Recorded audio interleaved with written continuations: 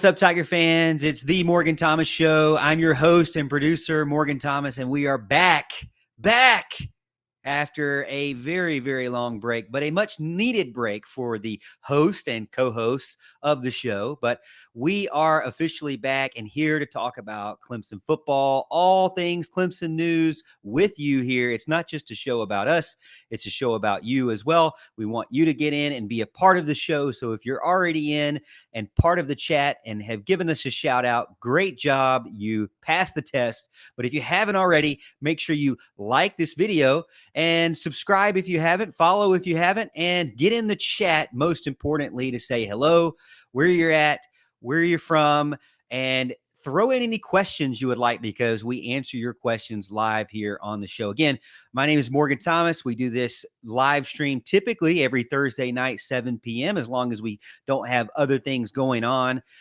When I say we, it's not just Morgan of the Morgan Thomas Show. There's also a co-host of mine, Big Al, Alan Adams. Welcome in, Big Al. It's good to be here, brother. I mean, it's nice to be back, being able to talk about some Clemson football. I mean, amongst the Clemson faithful, you know, it's been way too long. This is I'm not even sure what to do with my hands right now because we're back on Thursday nights, and it's so good to be here. We are back. It is nice to be back. It's nice to be a part of the show again. We started this, Al, I think 2018, 2019 maybe. And here it is, 2023. So we've been through national championship. We've been through COVID year, Trevor Lawrence, DJ, and now in full on into the Cade Klubnik era, and even more into the Wes Goodwin era, and then now into the Garrett Riley era. So there's a lot of changes, but one thing stays the same, my friend. It's just me and you, Morgan Thomas, Big Al, part of the show. Talking really, you know, the show is really focused on Clemson football. So if you haven't watched the show before, haven't watched any of the channel, the show is part of, you know, the Roar. We partner with them. We started out two guys just on Facebook, expanded it to YouTube, and then got on the radio and kind of been doing that ever since. But it's just a fun hobby for us, for sure. And we put out videos on YouTube mainly and reshare them out. But if you haven't already, make sure you follow me over on Twitter. Alan doesn't really use Twitter, so at the Morgan T Show, and then subscribe over on the YouTube channel to get access to literally everything, which is the Morgan Thomas Show as well. So go subscribe, go check it out there. You know, we'd really appreciate it. And a part of this video is all you can do is hit the like button. That'd be the best way to help us out. But if you're already in the chat, thank you so much. Let's go ahead and go through and give some shout outs to people that are already out there. We got not me over on YouTube. Who are you then? If you're not me, are you? But he says, he or she, not me, says, hello, Tiger Town. Welcome in. We have our probably the number one fan, longest tenured fan, that's for sure. Kevron Harris, always in. He says, hi, Morgan, Big Al, and Houston. Now, here's the thing. Mr. Houston Burnett is not in the building tonight. So he's got a lot of things going on. He's looking for a new job. He's got a baby, you know, he's got 2 kids now. Yeah, I don't know how anybody does it with 2 kids, but he's doing it. Al does it. And, you know, outside of softball, you know, for me, I'm now freed up. But the other fellas, I'm glad Alan's here and Houston needs his break. So hopefully Houston will be back. But right now, tonight, he's got his day off. And then we've got Dylan in there, says, Morgan. But we also have Big Al. Don't forget about Big Al, V. Dylan. Justin says, hey, Morgan. Again, don't forget about Big Al here. You know, he's top also liver, man. Tyree Ross says, what's going on, Morgan? See, everybody forgets about Alan. That's all right. That's all right. I've been gone for a while, man. Morgan, shout out. I need a shout out to open the show. We know ball. Hashtag we know ball. Al, do you know ball? That's the question. Some ball. Depends on which ball. Which ball are we talking here? Pickleball. Pickleball. I played some pickleball. It's been a while, but I enjoy pickleball. That's good stuff. Yeah. We're not talking about pickleball. We're talking about all ball. But Al, you know ball because you know Corey Welch, you know baseball, so you know ball. You know football too. Tiger Paul 1979 says Morgan rides down the Grand Strand Beach on a bicycle wearing a tie-dyed Buc-ee's tank top. I wish I could get that mental picture out of my mind. Why would you want that? By the way, Yeah. Tiger Paw, with the way AI is now, I could probably generate that photo and make a canvas for you from Walgreens and send it to you. Just DM me your address. I'll get it to you. Not me also says any news on the O-line recruiting. Now, hey, that's business. Listen, we haven't clocked in yet. Okay. The beginning of the show, we just goof off. Okay. That's actual business questions. So we're gonna parking lot that one. All right. We don't need that. Joey gets in. My dad says Joey Thomas is watching. Thanks, Dad, for saying that. I appreciate that. Not me says he's from Belton. So that's pretty cool. We got John Sarian's in. According to the message board, Clemson still SUX at recruiting. So he's already answered that question there. We got a ton of other people in here. Casey Cregan, Big Al fan club checking in. Casey, my man. Big Al fan club there. We got a ton of people. Drew Putnam, hashtag we know ball. John Sarian thought pickleball was the new shuffleboard for old folks. Well, guess what? I'm an old folk, I guess, because pickleball can whip your tail. I don't know if you ever played it, Al, but it's kind of rough. It is. Get to you. So Al, what's the deal? I mean, everybody knows me, because I'm the host. Everybody knows I'm the legendary, 8 and under softball coach. Sure. In Fountain Inn. What have you been up to? Well, I've been finishing runner-up in the Church League Basketball Association this year. So tough season. That's not true. It was a great season, actually. We had a good time, a lot of fun. I realized just how old I am. 36 as of Monday. Brutal, my man. Absolutely brutal. But you know what? Living the girls' gymnastics life right now. Doing a lot of gymnastics and stuff like that. A lot of practicing. So it's good times. But keep on keeping on. Yep. I think that's what you have to do as a dad. You got that new life. You have to kind of follow them. You're the coach or the supporter or whatever. I've always been appreciative of my dad just being there for me and being a part and honestly suffering through my terrible at bats, as you remember, Al, all of those strikeouts that I had. But not my daughter. I tell you this, Annabeth is a slugger. Okay. She can hit it out the park. I think she had 3 or 4 triples this year. So she's not following in Dad's footsteps. She's doing as I say, not as I did. If there were videos, then she would understand, but there's no videos. So honestly, I could remake my history however I want it. You could really think about it. I could tell the truth, but you could. You could, but then I would just cut you off. I mean, it doesn't. The show will go on, honestly. But Al, there's a ton of stuff we want to talk about. Let me give you the rundown, everybody. Okay, we got offensive impact. We want to talk about the key players for Clemson's offense side of the ball in 2023. We're going to talk about defensive side of the ball, key players there. We're going to talk about battles and the toughest foes on the schedule and the easiest foes and games on the schedule. We're going to even also finish it up with recruiting players that we feel like Clemson has been successful with, and players that we feel like Clemson has not been successful with. We'll give you all of our honest opinions. So you've got football team evaluation, football schedule evaluation, football recruiting evaluation as well, all on this show tonight. So if you haven't already, make sure you hit the like button and be a part of the show. I got a ticker down here at the bottom. I'm just going to pop up. There's a few things. The 110% Club.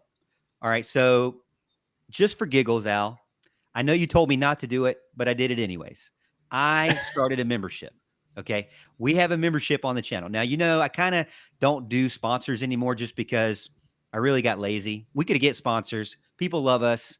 People love you. Mostly people love you. They want to sponsor you, but we could do that, but I get lazy. I got other things going on. I got a real job. So, I kind of ditched that, but I said, hey, you know what? Maybe we could offer something for 99 cents. Now, Al, I know that you're tight. I know that that's a lot to ask of you. Yeah, I don't understand why you haven't already subscribed to your own channel as a member for 99 cents a month.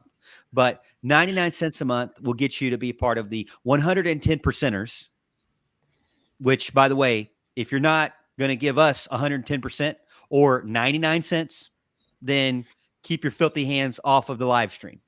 That's what I got to say.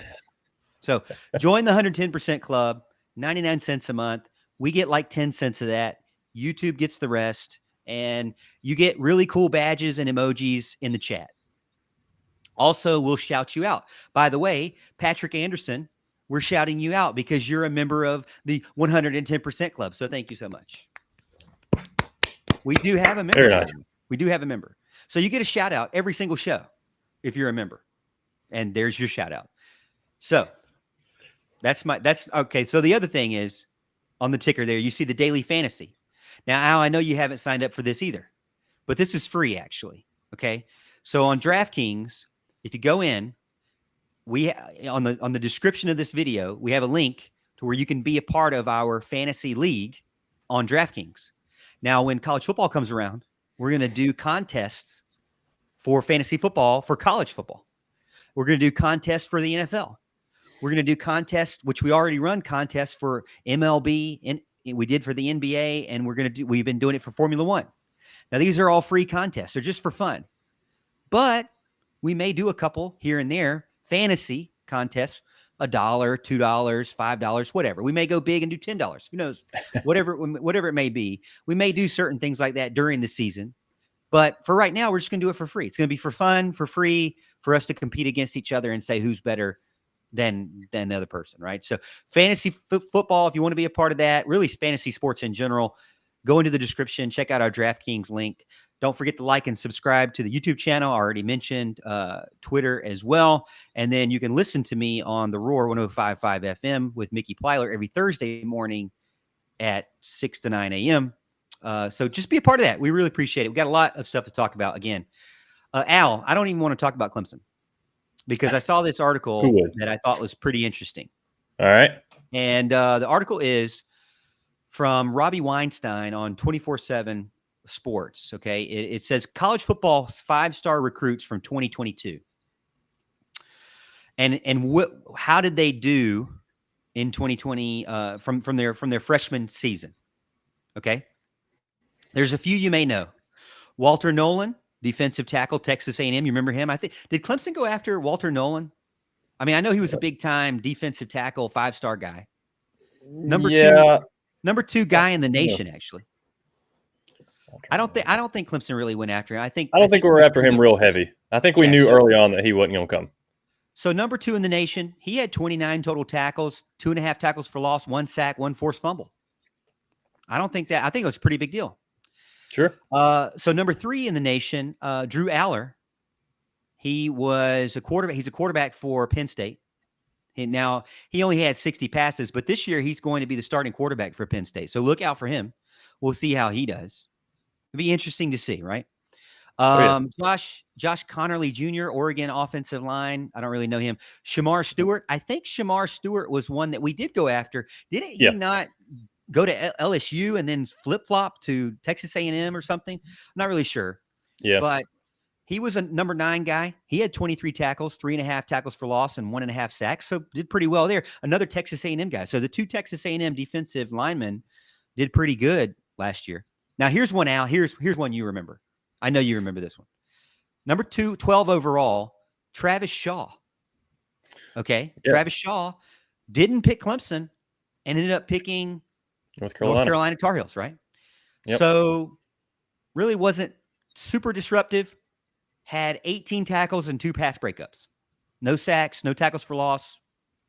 Well, it does say a half of a tackle for loss. All right. So I don't know how you feel about that with Travis Shaw. I know that was one that you kind of really wanted. Everybody really wanted.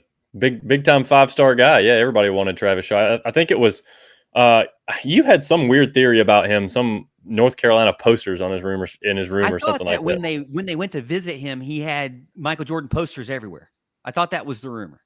Okay, maybe you're right. I don't know, but he was just a huge body and somebody who kind of seemed like a potential Clemson fit. Big 5-star guy, just massive human being, and is kind of guys you look for, kind of guys Clemson wants, and the guys Clemson's done well with. So yeah, absolutely, he was a big want. Now our defensive tackle room is nothing to shake a stick at. So I'm not really concerned about that. There's other rooms that I'm much more concerned about. Not my room though. No, of I course mean, not. my room's fine. Travis Shaw, though, I think he would have had to wait in line too for Clemson. I mean, even though 6'5", 340 Yeah. pounds.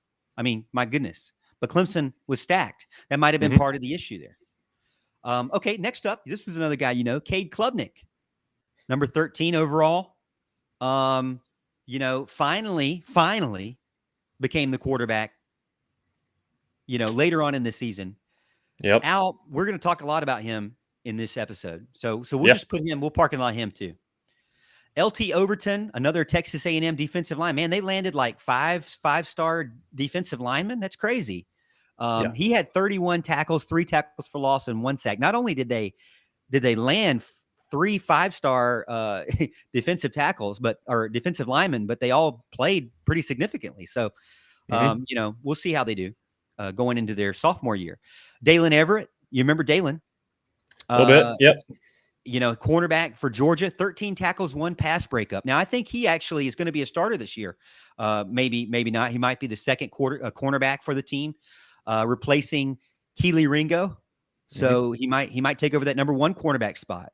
So he's going to have a chance to really shine this year, which I know, Al, you liked him. Yeah, we liked. There was of course, it's been what was it? 2 years ago? Okay, whenever it was, the 2022s, right? Is that what we were talking about? It just seems like forever ago. And there was a couple, of defensive backs that we've kind of lost here recently that we thought we might be getting. Who was Jordan Hancock? I believe was another one. Dalen Everett was. He was kind of up there. Jordan Hancock was definitely one, and we lost. I feel like I'm missing somebody else. I was thinking of somebody other than Jordan Hancock. Well, you lost on Jihad Campbell. And no, I'm talking about defensive backs. Defensive backs. The other guy that went to Georgia. Yeah, and I can't remember his name. Nayland Green. Nyland Green. Yep, that's it. You're spot on there. That's the one I was thinking of. So losing some of those battles, but Clemson gets theirs at secondary. It's one of those. It's another one of those positions. With Mike Reed and the way he recruits. Another one I'm not concerned about. Even when we miss, we hit home runs elsewhere. Drew Putnam in the chat says Keon Sabb. Saab. Remember, yep. All 3 of them, Campbell, Saab, and Everett, used our voices in their commitment videos, and then Brent Venables left, and they all decommitted. Yeah. So, anyways, we didn't get the royalties for that. Marvin Jones Jr., edge for Georgia, didn't really do much. He was 21st. Connor Wegman, they needed to start him from the beginning. I think he was worth starting, but he only had a 55.3% passing completion rate. Not very good, but 8 touchdowns, no interceptions for Texas A&M. Another 5-star for Texas A&M. But they need to get rid of that. Who do they have? Haynes King that plays for Georgia Tech now. He had this weird javelin type throwing motion that just, was not going to work. And Wegman's way better of a quarterback. Jimbo Fisher should have started him from the beginning. So we'll see. But I think he has to battle with Max Johnson now, former LSU quarterback. So there's still some controversy there at Texas A&M.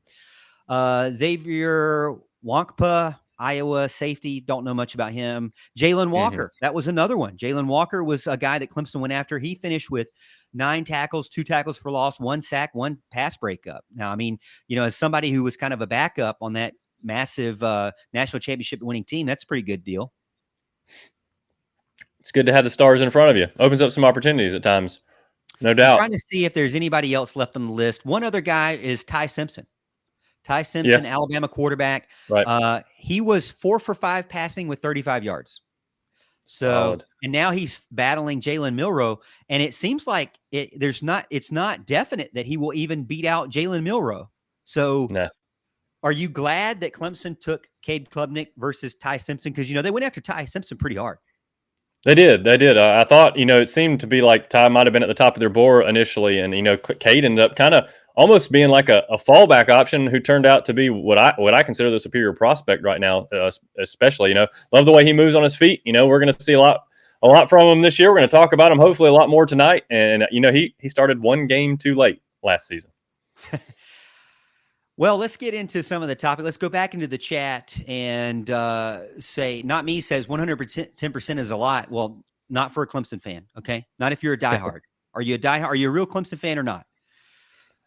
Bill Lanham gets in and says, happy birthday week, Big Al. Allen was born on the 26th. By the way, that's when I asked Audrey to marry me because, I wanted to make sure I remember that date.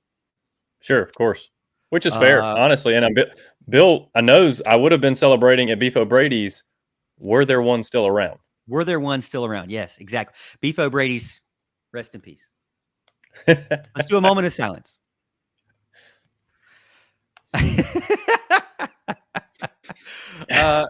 John Sarian gets in and says both top Texas schools are still a mess in my view. Both Texas A&M and Texas still, until proven otherwise, I'm going to take more. It's going to take more than talent. You agree with that? I mean they've been getting the talent. I mean, this we're not we're not saying anything about buying recruits or anything, but they are getting tons of 5-star guys, Alan, and they've been doing that for years. That you went on a message, you got posted on a message board, and it went I did, crazy. And then turns out 100% correct. By the way, but so let me give the new fans out. We got a ton of new viewers. Okay, like 4 or 5 years ago, Al comes out, gets on his soapbox about Tennessee cheating and buying players. There's absolutely no physical proof of this at the time, other than Allen's research and his opinions, and what had happened in the recruiting trail and his just thoughts. And he's just blasting Tennessee. Well, on the Rivals site, they get a hold of it. It goes crazy. It goes viral. One of our first viral videos. Fast forward 2 years later, Jeremy Pruitt's fired because of McDonald's money in McDonald's bags. But who broke the news first? Right here. That's right. And I even tried to veil the news. I mean, I didn't actually come out and say Tennessee is cheating. What I said, because I wanted to be very careful, was that I thought they might be doing some shady things in recruiting. Now, that doesn't mean cheating. It can be all kind of things. Now, of course, you're just in the shade, like under a tree. Yeah. I mean, everybody knows exactly what I was thinking in my head, but I put it out there very carefully because you can do some shady things without actually breaking NCAA rules. Oh, yeah. Yeah. I mean, Drew gets in and says, y'all remember Corey Foreman? That was another one. Oh, yeah. I think he plays for Southern California. Does he not? Yeah. So we'll see. They didn't have him on the list for that, but we shall see. Let's get into the actual topics that we discussed earlier. Now that we've gone through that, the first is offensive impact key players. Key players for Clemson's off. Let me readjust this here. Okay, offensive impact key players for the Clemson Tigers in 2023. We're going to dive into this. Now, it's tempting to highlight the dynamic duo of Will Shipley and Phil Maffa. I mean, how could you not? They're probably the best group on the Clemson's offense, to be honest with you. But I want to start with somebody that I think is really the centerpiece of it all. And it's probably not going to be a shock to you, but this is Cade Klubnik, sophomore quarterback, holds the most critical position on the field. He's the general. His performance will greatly influence Clemson's success. So where Clemson goes is where Cade goes, and vice versa. Now, he's very impressive with his versatility, with his feet, with his throwing ability. I like it. But the reason why he's a critical piece for Clemson is, to me, whether or not he can improve on his decision-making. We need to see if he can make smarter choices and not do those things, those instances where he's running 15 to 20 yards backwards. Now, don't get me wrong. Way better than DJ. Okay. I'm not beating him up because everybody likes to say, well, Morgan, you're just so negative. No, I'm just being honest. I'm just being realistic with how I feel about this team and where I want to see improvement from last year. Is Cade still the former Elite 11 MVP quarterback? Yes, he is. Is he a 5-star quarterback? Yes, he is. Is he fascinating and kind of cute? Yes, he is. Oh, God. But I knew you were going to go there. His success depends on how well he can improve his decision-making as a sophomore quarterback. All jokes aside, I put him as number one for me, okay? Okay. I think most people would agree with that. But then after that, I put the offensive line and their relationship together. Specifically on the offensive line, if you're going to pull my arm and I am. say what specific person, I'm going to say Tristan Lee, because Tristan Lee is that 5-star recruit that has to step up. Cade Klubnik needs to be able to trust the guy that's protecting his blind side. And unfortunately, there's been kind of whispers that he may or may not be the starter. And that to me is not good, because you're the 5-star guy. You're the guy that's next up. You were the one that was recruited to be the left tackle. Yeah. And if somebody, especially if somebody younger, even though I like Colin Sadler, don't get me wrong, somebody younger passes him up, it's a little bit concerning to me. Mm-hmm. But I do feel like, the concerns aside, the left tackle is super important. Clemson has been basically blessed with the fact that they didn't have to worry about left tackle for 7 years because of Jordan McFadden. Not 7 years. Again, I'm just joking. If you haven't been a part of the show, you know half the stuff I say I make up. The other half is just a joke. But Jordan McFadden, you could trust him consistently every single year, right? He was going to be the starter. The dude was going to play every single snap, which was like 900 snaps a year. And he was going to play through injury, whatever. It was going to just happen. He was going to be there. That's gone. Tristan Lee has to be that guy. Or if it's not going to be Tristan Lee, you're looking at Marcus Tate, possibly somebody who is coming off of injury. Or you're looking at Colin Sadler, who I love. Great family. Great guy. Doesn't have any experience. Mm-hmm. So I don't think, we've already heard from Thomas Austin that they're not going to move Blake Miller from right to left. So those are your options, in my opinion. And then finally, you can't say that a player or a group is impactful this year on the offense after talking about quarterback, after talking about offensive line, Tristan Lee, left tackle. Again, I'm going to purposely ignore the running backs, because I think that's too easy. The last thing on the list would have to be your wide receivers. And to me, you could pick a lot. And I think, Al, I'm guessing here, I think you're going to go with Adam Randall. I'm actually going to go with Bo Collins. Now, I don't even know if you're going to pick a wide receiver, but I'm going to go with Bo Collins. And some people would say, well, Morgan, you got to go with Antonio Williams. You got to go with Bo Collins. No, I feel like that Bo Collins, if he's healthy, showed that he could be successful under DJ. I think that he could be 5 times as successful, not only with Cade Klubnik, but healthy, and, oh, by the way, with Garrett Riley scheming up the offense. I feel like that they can thrive with this wide receiver group. A lot of people have already written them off. You've seen what you need to see. I'm talking people who are involved in the program, have studied it and analyzed it and reported on it for years, have told me, we don't need to see any more of these wide receivers. We need some new wide receivers. I say, hold up. I say Bo Collins has an opportunity to really show out under Garrett Riley. Again, you could argue Adam Randall. I think, Al, you will. But those are my key players there. Again, to recap, Cade Klubnik, Tristan Lee, Bo Collins, offensive impact players, key players that Clemson must have to perform successfully in 2023. That's what I got. Look, and those are great picks, actually. And what's funny is, this is a tough question, because there's many different facets to this question. So first of all, you're 100% right. Cade Klubnik is the guy. He's number one. He's got to be. He's the quarterback. It all starts with quarterback, and everybody knows it. He flashed what he could do at times last season, and he also showed at times he's got a long way to go. And like you said, is he going to be able to make better decisions? Is he going to be able to step up in the pocket instead of trying to escape to the outside and, make those necessary throws and comfortable in the pocket? I think that's going to be kind of what, decides his trajectory this year. All that remains to be seen. But look, Clemson rose to the top with great quarterback play. So Cade needs to take a step in that direction. So you nailed number one. And what's even crazier, Morgan, you nailed number 2 as well. What? And I didn't like that you nailed it. Okay, I wanted you to pick Shipley. I wanted you to pick Maffa.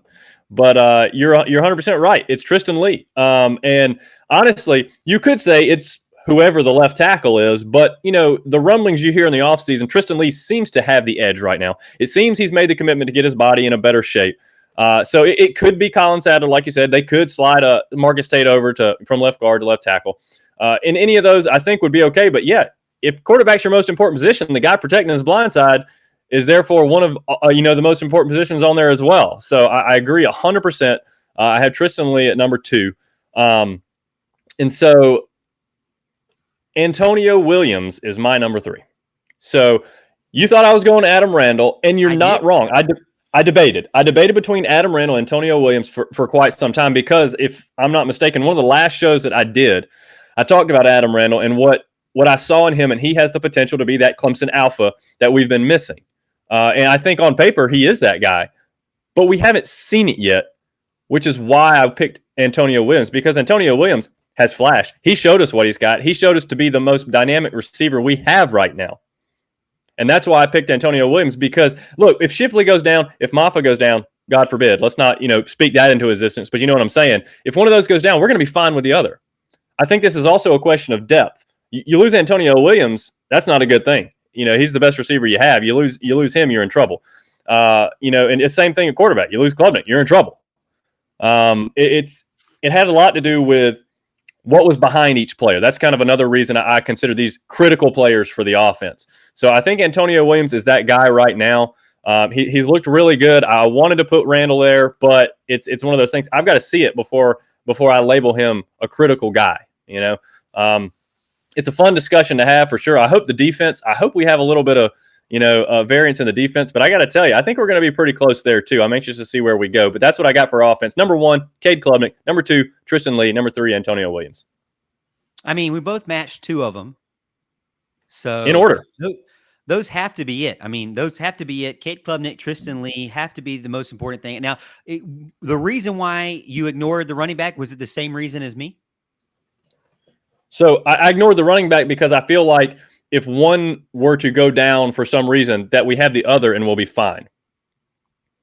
That's why I ignored them. Not that they're not going to be important. The offense, I mean, Shipley and Maffa are both going to be an absolutely massive part of this offense. But again, if we lose one, we'll have the other, and I think the running back will be fine. So the wide receiver room has a lot of proving to do. We haven't seen the wide receivers do what wide receiver you used to do. We haven't seen that in a couple of years, and we need to see it again. Antonio Williams is a step in that direction, I'm hoping. Matt B gets in, says, Cade got to work on not fluttering deep balls. Hope it's not just an arm strength issue. Now, I don't remember a ton of the fluttering of deep balls. My biggest thing is I just always saw him scrambling, 20 yards backwards, and I was like, you can't keep this up. Yeah, he skies him, man. I don't know if fluttering he means like the spiral's not tight, or he's just shooting them way up in the air, because he does. He throws them really high. At least a few we saw last season. I remember that. John Sarian says, more than a few times I remember Bo Collins looking really irritated with DJ's location and timing. I think so. I think for the most part, I mean, I remember that with Joseph Ngata. Yeah. No doubt. Walking off the field pretty frustrated. Yeah. A lot to be frustrated about. I think especially if you're constantly in practice running the same reps, and then you get to the field and the timing's off every single time, that can be frustrating, especially all those times we heard, Al, DJ was good in practice. His timing was good. His spirals were good. His releases were good. Everything was good. But then the game come along and you're like, are we watching the same player here? Sure. Clemson Carson gets in and says, I hope Antonio Williams doesn't catch the sophomore slump like EJ Williams and Bo Collins. Do you have any kind of concern there? It's funny because I'll sit here and say, no, I don't. But it happens. It happens to people. We see it all the time. I just think Antonio Williams is too good to let that happen. I think he puts in the work. So I don't think it's going to be a major issue. Yeah. I can't see that happening. I hope it doesn't, man. That would be crazy bad. Oh yeah. Clemson Carson also says the pass that he threw to Turner in Charlotte went to heaven before it landed. Now, I don't know if Clemson Carson, you were actually at the game, but I was there in the press box, and I can confirm that sucker was thrown above the press box eye line. And like I said, 49 yards downfield. It ended up going for like 60 something, but in the air, it was from where he landed. I did it on the passing chart. You know how I do my charts. Oh yeah. It was like 49 yards in the air. And it was probably 90 yards high as well. So again, for sure. Andrew says, I'd love to see the tape from practice of DJ. No way he was tearing it up like we were told. Yeah, hard to say. But we won't harp on, things of the past. We got to move on. Fair enough. I hope you appreciated that first topic, the first segment here of the show. Again, we're going to continue it over and why don't we just switch over? Why don't we just switch over to the defensive side of the ball? All right. Now, this is one that's a little bit easier to go through. In my opinion, maybe not easier because they're one of the best in the entire country. Got a solid group of returning players. I really don't see a ton of issues on the horizon for the defense. If I had to pinpoint 3 players that I felt like Clemson desperately needed to be at their best for success this year, here's who I would have. All right, for me, it would be number 1 would be Xavier Thomas. Number 1, XT. Clemson now more than ever needs a defensive end that shows up and that is the star of the show. They've lost 2 defensive ends to the NFL draft in KJ Henry and Miles Murphy. It's time for the guys who haven't got as many opportunities to show up and show out. Specifically with Thomas, because he's been dealing with his fair share of frustrations and injuries throughout the year. Finally, after a few weeks of contemplation, he decided to return. Really, why did he return, Al? To showcase his talent at the defensive end position for a full season, to show what he can do to the whole nation when he's healthy for an entire year. The guy looks great. His eating habits, his diet, his workout routine, he is absolutely jacked. Hopefully, he will not have another setback where he injures his ankle, injures his foot, whatever it may be. Only time will tell. But the ultimate goal for XT is that he performs at the highest level possible on a level that puts him on notice to be a first-round draft pick in 2024. He needs to do that. So for Clemson to be successful, he needs to do that. You know why? Because who is after him? Greg Williams, I did a video recently of him. He's gone. He's left. Not a surprise to you and I. We've talked about it on the show. Yeah. But after that, Al, there is no experience. You've got Cade Dinoff, Zaire Patterson, and then after that is people who have not played at all. So while they are very talented, they do not have experience at a Power 5 college football level for an entire year. So Justin Maskell, Xavier Thomas have to stay healthy, be consistent. And for XT, he has to be the 5-star guy that sets the nation on fire and gets himself back into that first-round draft pick that we believe he is. So for me, on the defensive side of the ball, I've got XT. And then I've got to talk about another guy who is actually a guy who it's not like a dark horse or anything. He was played out of position really most of last year and got exposed. And a lot of people started to write him off as well. And that, I think, was unjust. And that was Andrew Makuba, safety who had to, because of injury, change positions, get down in the cornerback position, get down in the nickelback position. It disrupted his rhythm. You could tell that he was frustrated when he went to the sideline as well. Just like the wide receivers were frustrated. His natural position is safety. That's where he needs to be. That's where he was a top performer as a freshman. He needs to get back to that position. There's no excuse for it this year, Al. They have the depth at cornerback to be able to allow for Makuba to stay at his position at safety. Now, could he double in for if he needed to? Yeah, he could. Could he go back if he needed to? But that's not what you really want. No. I want him to reclaim his freshman form and be a huge impact player for Clemson. So I've got defensive end in XT. I've got Andrew Makuba at safety. Last but not least is a guy who's got huge shoes to fill. And that is Wade Woodaz. I mean, he's a linebacker that is going to be needing to fill the void of Trenton Simpson, guy who was drafted in the NFL, I think in the second round. I can't remember off the top of my head. He's a strong side linebacker, needs to excel at not only stopping the run and setting the edge, but dropping back in coverage in the tight ends, in those slot receivers when needed, sneaking out into the flats and covering the running backs. Trenton Simpson was able to do that. Trenton Simpson was a guy who showcased his talent and his value and excelled in the NFL draft because of it. Wade Woodaz is one of those guys like, who is this guy? A lot of the, I would say just casual fans didn't really know about him. But let me tell you something. The reason why I think he's the real deal is because of that game. I can't remember the team. You'll have to tell me. But the game where Trenton Simpson was sick or injured and Wade Woodaz came in and not only stepped up, but excelled at replacing Trenton Simpson in that game. He was exactly where he needed to be almost every single play. He has a knack for the football that I remember from guys like typical middle linebacker guys like Skalski and like Bulware. He has that nose for the football. He's constantly getting in on tackles every single play. If he's not there, he's helping and getting half of a tackle or a third of a tackle or a tenth of a tackle.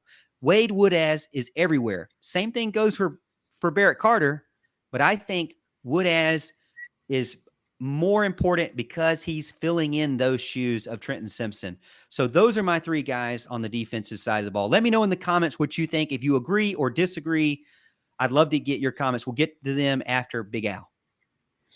Look, you nailed number one again. It's obviously Xavier Thomas. There's no doubt about it. He's got to be the most important piece on this defense.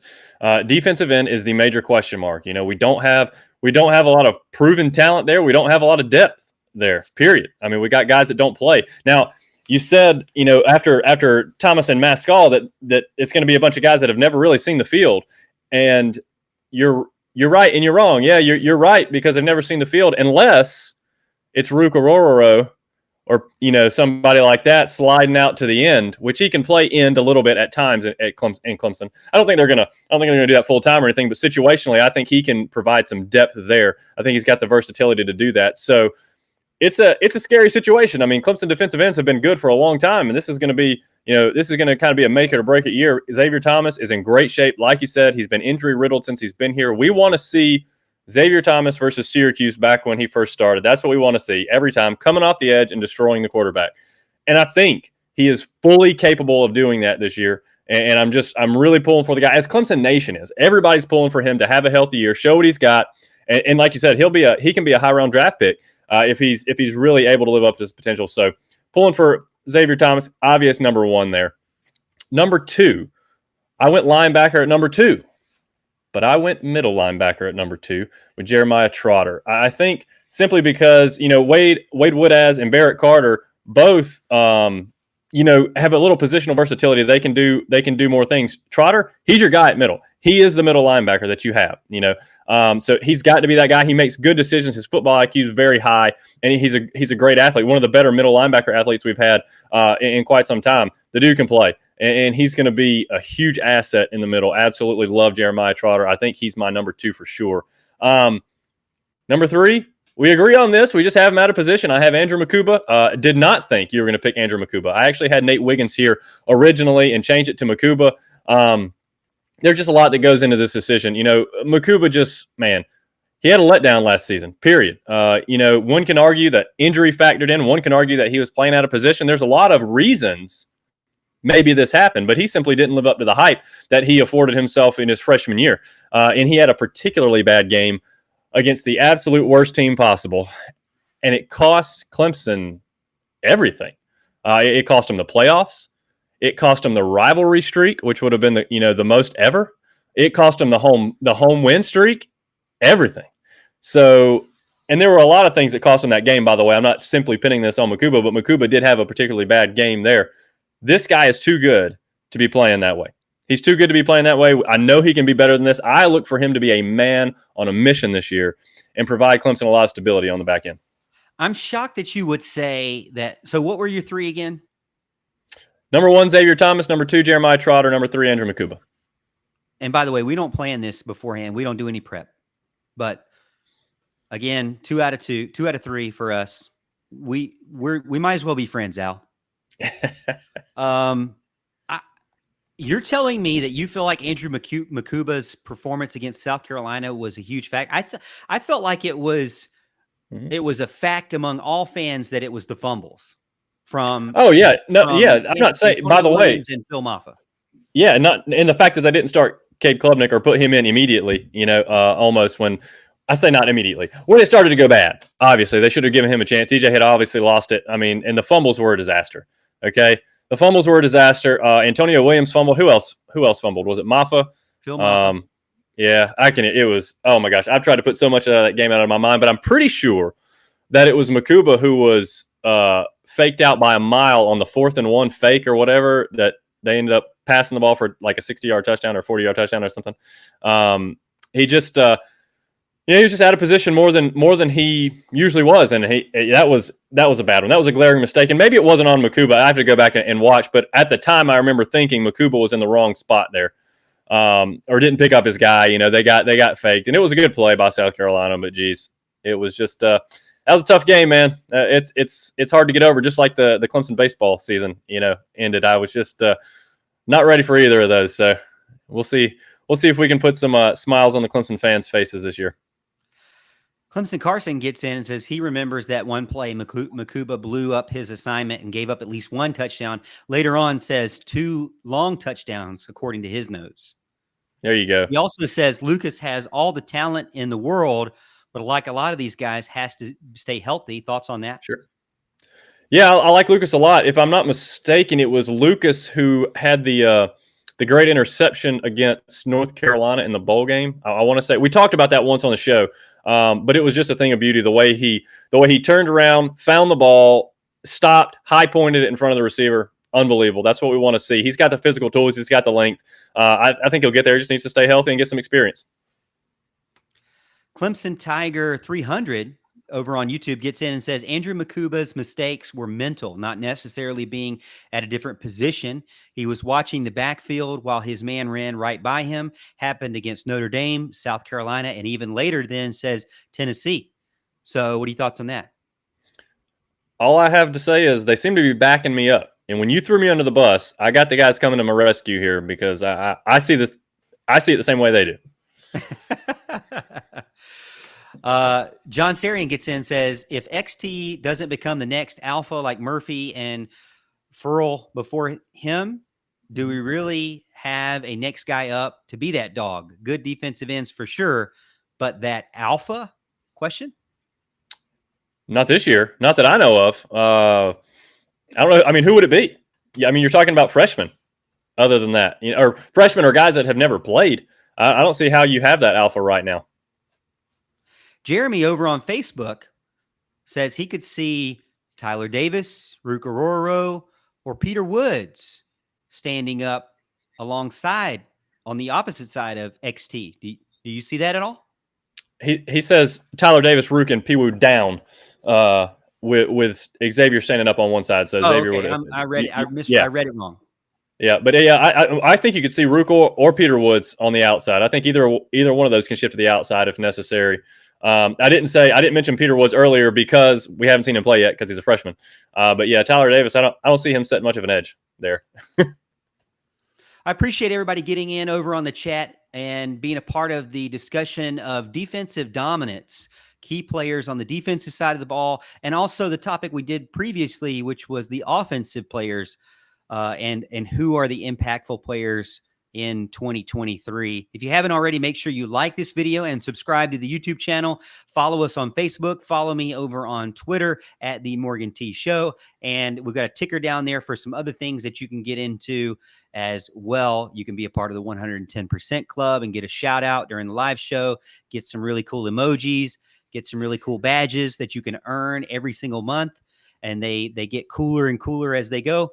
And then also you can be a part of our free DraftKings Fantasy League in the description as well. Go ahead and join and be a part of that. We got things running right now, even though it's not college football season. So I appreciate everyone being a part of the show and getting in there. Al, man, Time is flying by. We have like 17 other topics, and We we're do. never going to get to them. But that's how the show goes. That's right. So I'm trying to look to see what's the next thing. Let's do the start with the schedules here. This may Okay. go faster than I think. Who knows? We'll see. I can Clemson's make it path. fast, Morgan. Yeah, nothing ever goes fast with me. Well, one thing goes fast for me. Right. When you eat fast, right? Yeah, that's what I'm talking about. Yeah. Thought so. Because the Army. All right. So Clemson's path to victory, easiest games in the 2023 season. I want to dive into this because, it seems like it would be easy to pick the easiest games. They're relatively straightforward to me, to be honest with you. But let's break it down because I think it'd be fun. And hey, we have nothing else to do, and it's our first show back in a couple of months. So first up for me, I don't think it's Duke. Okay, I do think that Duke's going to be kind of a difficult matchup. I think they're going to come in ready. Now they did have a good winning record, and they do have a coach that I think is a good coach. Could they have easily had a losing record? Yeah, they could have. But Duke is not going to be just some pushover. But I expect Clemson to win that game. But I don't think it's going to be the easiest game. Let me just put it that way. Now, you may disagree with me, but first up for me has got to be Charleston Southern. Yeah. September 9th. Now, this is a home game, and let's be real. Charleston Southern, I don't even have anything to say about this team. Clemson's going to beat this team. They're the easiest opponent for Clemson this year, and it's going to be a game that they win convincingly. Can we move on? You're right. You got the first one right. Kudos. All right. So moving on, the next up would be the game right after that, September 16th, Florida Atlantic. Now, this one I was a little worried about, honestly, because back-to-back easy games, you think they're going to be easy, and then you have a game like last year, was it Louisiana Tech, where it's like, oh, no, they're actually doing a lot better than we thought, and we better go put our starters back out there because they're coming back on us. Yeah. I don't want that to happen again, but I do feel like that Florida Atlantic's a team that you can't overlook. They have a few interesting factors, by the way, Big Al. Tom Herman is their head coach, and he immediately came in, and the first thing he had a problem with was that they don't really have a good quarterback. Well, he went immediately to the transfer portal and got a former Texas quarterback, former Nebraska quarterback, transfer, Casey Thompson. Prior experience playing with Herman in 2019. So now he has a decent stat line, 63.5% completion rate, 47 touchdowns, and 19 interceptions. He is definitely a threat through the air. That is Casey Thompson. So Florida Atlantic will play an up-tempo style, and they are going to try to exploit Clemson's secondary. I think it'll be interesting to see how good Clemson's secondary really is. I think that will be a test for them. I don't think Duke's going to be a passing test for them. I don't know enough about Charleston Southern or care to really say anything about that game. And then Florida Atlantic, I think, will be the first game on the season. So Duke's going to be the running quarterback issue, right? But then Florida Atlantic's going to be the up-tempo passing issue. So I'm curious to see what happens there. But I do feel like it's one of the easier games when you look at the overall schedule in 2023. So those are two. And then my last one that I had on my list would have to be Georgia Tech. I mean, Georgia Tech, halfway through the season, not even halfway through the season, lost their coach, fired their coach. Now they have Brent Key, offensive line coach. They don't really know who their quarterback is. It could be Haynes King from Texas A&M, the guy that I feel like has that javelin throw. It could be another guy that I don't even know his name or anything about. But the one thing they do have is wide receivers. Christian Leary, 4-star guy. Dominic Blaylock, a guy from Georgia previously, transfer. Yep. So they do have some skill. Their best players on the team are all wide receivers and defensive backs.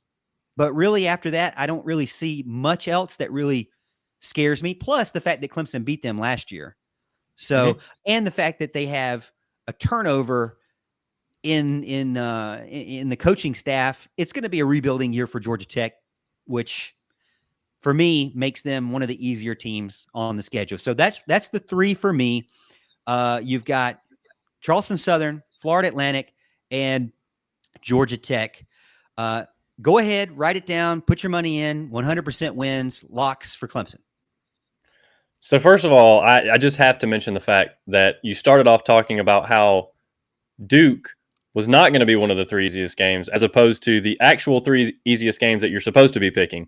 So you could have said, yeah, I don't think so-and-so is going to be it. I don't think South Carolina is going to be it. I don't think North Carolina. I don't think Miami. I don't think NC State. Nobody cares who's not going to be it, Morgan. The topic is, who are the three easiest teams on the schedule? The three easiest teams. And believe it or not, once you got past that little Morgan rant, you got them all right. Kudos. You made 100%. And you got them in order. Charleston Southern, Florida Atlantic is number 2. Georgia Tech is number 3. I toyed for a little while with switching Georgia Tech and Florida Atlantic, simply because, Florida Atlantic, a couple of years back, it wasn't too long ago, they were putting up some decent points in the games, and they're still trying to run a similar offense, but they have different coaches. It's just not quite the same. They lose a little bit, so I'm with you 100%. Charleston Southern, Florida Atlantic, Georgia Tech. I just have no faith in Georgia Tech. I really don't. I haven't seen enough from them to really make me think they're going to do anything special. I definitely have those as the three easiest games on the schedule. Now, one game that I think everybody in the chat agrees with is that Syracuse game. John Sarian says he's anticipating an ugly game where we'll ignore the stats but have a pretty solid win. I mean, it seems like Syracuse is always one that you have to kind of circle as, are they going to get by this one? Yeah. Yeah, it gets pretty old because they've played us too close too many times, even when we've had, superior teams. They've brought a couple of good quarterbacks in there, and, there's times where it's just been a bad matchup. I think one time it was a Kelly Bryant-led team that went in there. But, I mean, even when we had good teams, they scared us. They scared us in the Valley several times. I mean, it's just one of those teams, for whatever reason, plays Clemson close. So it's one of those you got to watch out for sure. Andrew Watt says, take the spread against Duke. They're a lot better than normal, but they shouldn't keep it close. What are your thoughts there? You're a spread guy. I am a spread guy. And the last I heard, it was 17, but somebody said today it was like 12. So I don't know what the spread is anymore. And I won't look for another few weeks when things start to settle out and we start seeing August camp and whatnot. But I will tell you this, I'm not taking the spread. And if we would have gotten to our three toughest games, you would have seen Duke come in at number 3 for me, simply because it's the first game on the schedule. It's the first game on the schedule. Yeah. I mean, Clemson is going to be breaking in, a new, first year basically starter at quarterback. We're going to be breaking in a new offense who's got, a bunch of receivers that they don't have a lot of chemistry with because they've all been injured forever. And we're also going to be going on the road to play them, against a solid team who brings almost everybody back. I mean, I think it's going to be a challenge. I think it's one of those that it could be a little closer than people want. Now, it wouldn't surprise me at all for Clemson to win that game by 30, but I certainly wouldn't bet on it coming out the gate. All right, so I appreciate that, Al. Al, what are your 3 toughest teams really fast? Sure. Toughest teams. Number 1, this was hard. This was a really difficult decision to make. I toyed with this, and I'll probably go back and forth depending on the day, but I do have Notre Dame at number 1. I think the fact that they were able to get Sam Hartman was a big deal. They're good in the trenches. It doesn't even matter if they lose people on the offensive line or wherever it may be. They always replace them with good guys, and they crushed Clemson in the trenches last year. So I think that's a very big deal. I've got Notre Dame at number 1, even though, they're coming to the Valley. FSU, of course, is number 2. They have the talent at quarterback. They have the talent at receiver. My question would be do they have the lines of scrimmage? Do they have the offensive line? Can they block our guys? Can they block our DTs? Can they block Xavier Thomas? Can the defense get to them, rattle them? I'm hoping that's the case, which is why I put them a notch below Notre Dame, because I trust Notre Dame in the trenches more than I trust Florida State. But I have Notre Dame 1, Florida State 2, Duke 3. Notre Dame 1, Florida State 2, Duke 3.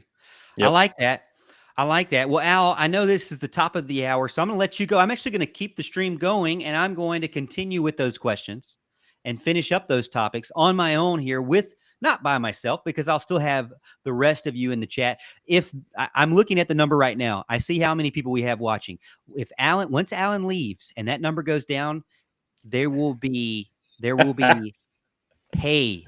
There will be a lot to pay here for you folks who end up leaving with Big Al.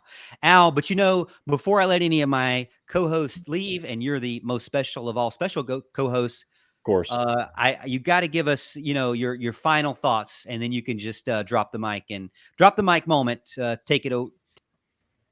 Man, final thoughts are, it's getting real close to football season, folks. I mean, we're only a couple of months away. That is the bell cow of Clemson. That is every fan's dream, is it for it to be football season, even though we know when it gets here, it's going to be over in a flash. Look, Clemson has got a chance to get back to the playoff this year. We're going to, it's going to take some finesse to do so. We're going to have to get Cade taking a step forward. The offense is going to have to take a big step forward, particularly the wide receivers. But the defense is going to be back. They're going to be dominant. Xavier Thomas is going to stay healthy. He's going to show what he's made of. Clemson gets back to the playoffs this year. Go Tigers. Well, I appreciate it, Big Al. Hope you have a good rest of the night, man. Thank you for being a part of the show. As always, we'll see you hopefully next week. Maybe not. Maybe. We'll see. Maybe. Sorry, you faded out. You said next Thursday, I hope. Is that right? I said hopefully you'll be there next week. Maybe. We'll see. Yep. As far as I know. Pencil you in.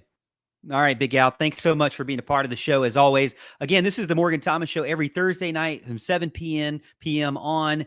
Typically, we do an hour. Alan got some other things he had to get to, so he's going to jump off. But I did have a bunch of other topics that I wanted to get to, and we haven't had a live show in so long that I just wanted to keep the show going. And if you don't mind, if you'll be a part of the show and continue to be with me, we'll get into the rest of the topics that are out there. I hope everybody in there, if you're in the chat, go ahead and say I'm hashtag all in if you're all in to continue the show. If you don't put in the chat hashtag all in, then I will just end the stream now. Go ahead, count your vote, put it in there. Are you all in? Do you want the show to continue? We've got some Let's Go Morgan T. We got some Preach Big Al. We got hashtag us. How about a hashtag all in? All we need is one. Anybody going once? I'm waiting for you. You just got to say hashtag all in. Hashtag all the flip in. Hashtag all in. Hashtag I know ball. You know what? I should have did that. Andrew, I take it back. I'm going with hashtag I know ball. If you say hashtag I know ball, wait, hey, by the way, we already have somebody that says hashtag I know ball. So we will continue with the show. That is it. All right. So again, if you haven't been a part of the show, every Thursday night, we're going to continue this. We're going to do, all things Clemson football and just discussions with you guys. Down at the bottom, check out the ticker there. You got a few things that you can get into and be a part of the show with us as well. But let me see if I can pull up the other topic. Now, the other topic was the other side of the coin here, which was Clemson's toughest battles facing formidable foes in 2023. Okay, so we just did the easiest foes, and we're going to talk about the toughest foes. Now, Big Al already gave us his toughest foes. He said Notre Dame, Florida State, and Duke. Now, you can let me know. Go ahead and let me know in the chat now if you think that's correct, or if there is maybe a team that you feel like could be missed or overlooked, if you will, from that group. All right, so let's jump right into this next topic. The toughest teams Clemson will face in 2023. Now, to identify these opponents, we got to start looking at the teams that Clemson could not conquer in 2022. And without a doubt, the team that dealt Clemson the biggest blow was the Notre Dame Fighting Irish. This year, Notre Dame will thankfully have to come and travel to Clemson. So at least Clemson won't have to worry about playing them in South Bend again.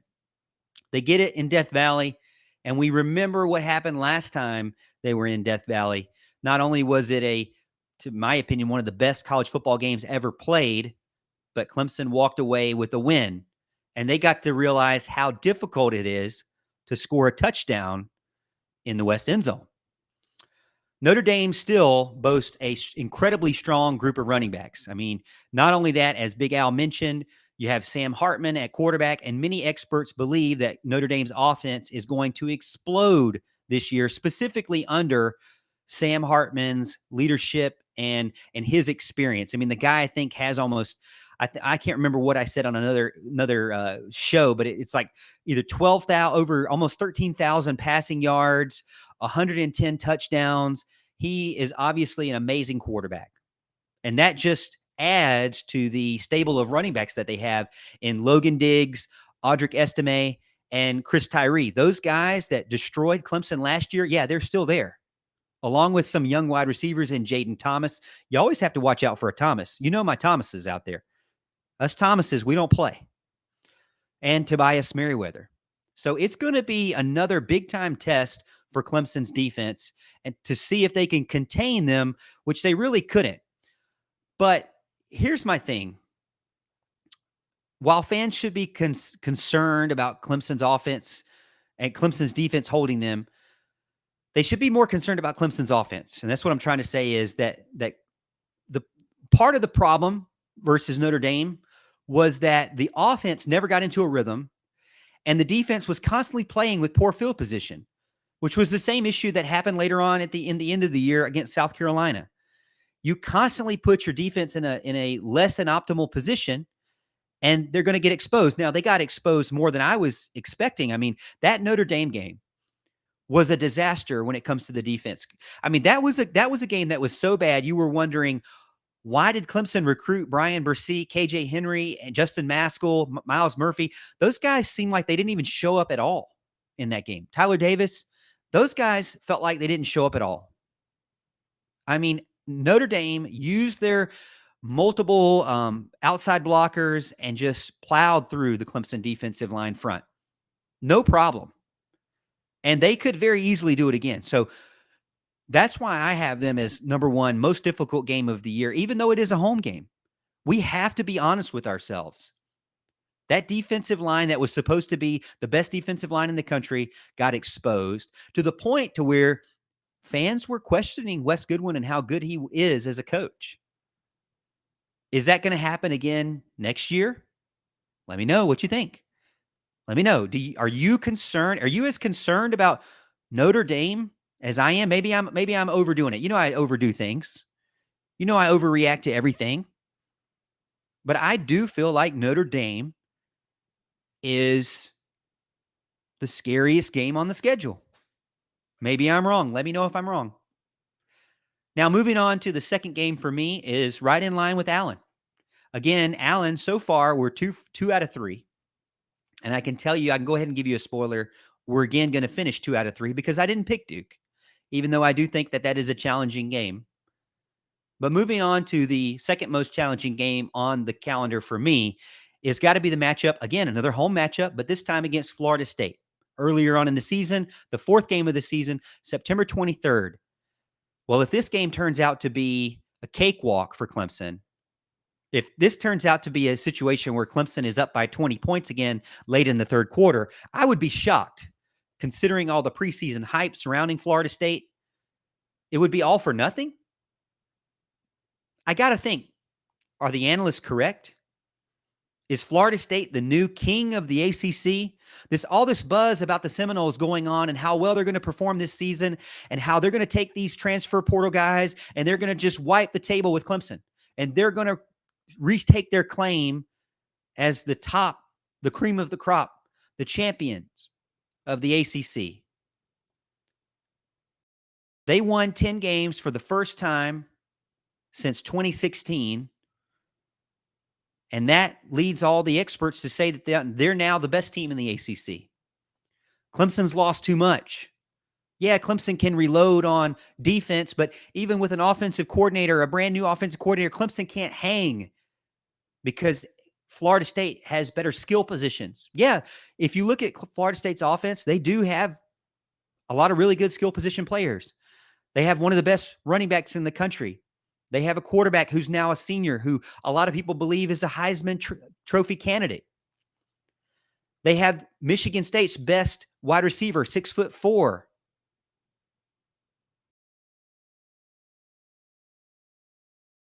They have Johnny Wilson.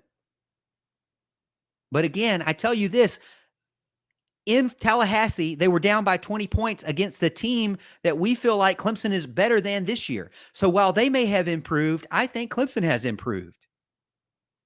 Again, it all kind of boils down to how well can Cade perform. But you have to think, if DJ can perform like that in an environment like that, why couldn't Cade perform better or equal in his home environment against Florida State?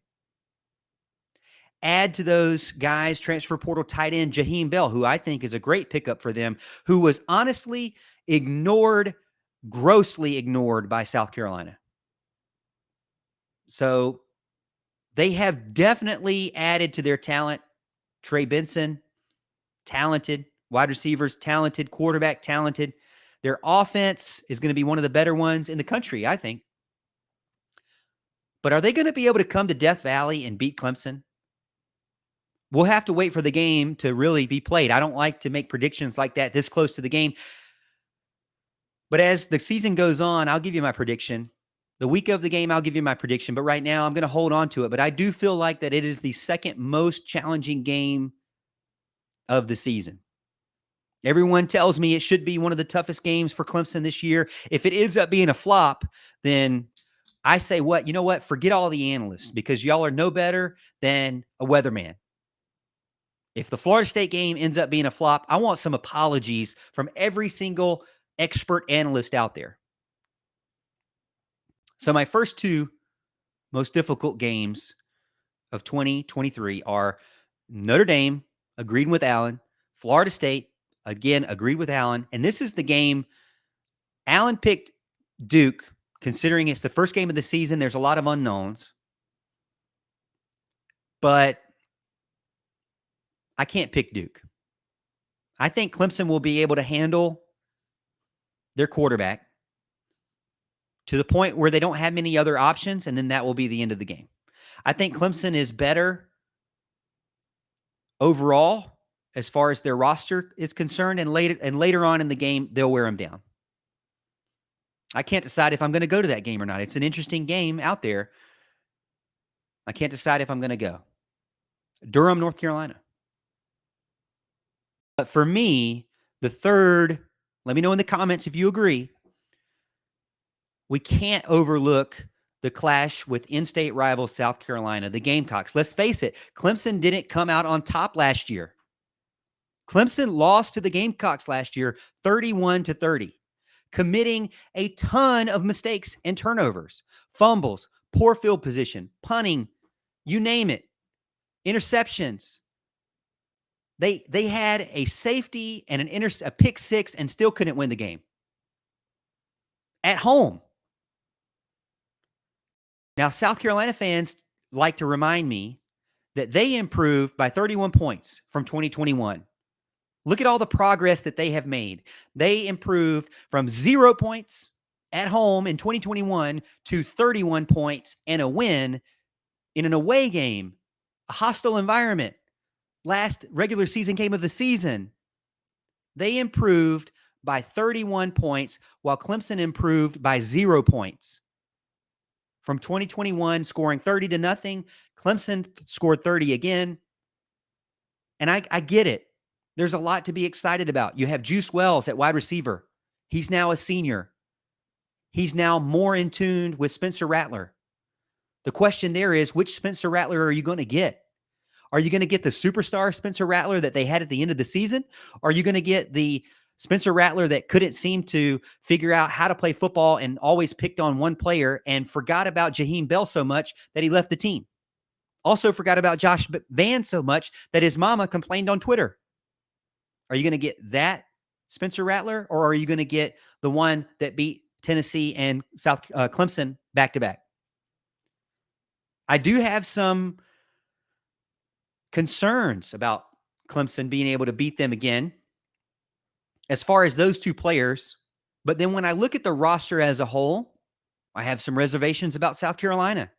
You mean to tell me that your two running backs that you're going to bring to the table this year are Juju McDowell and DeCarrion Joyner? That doesn't really excite me. That's your top running backs? Now, on the defensive side of the ball, I look down at that list and I see 9 guys that I could care less about. They don't excite me. The cornerbacks, though, they have some really good cornerbacks.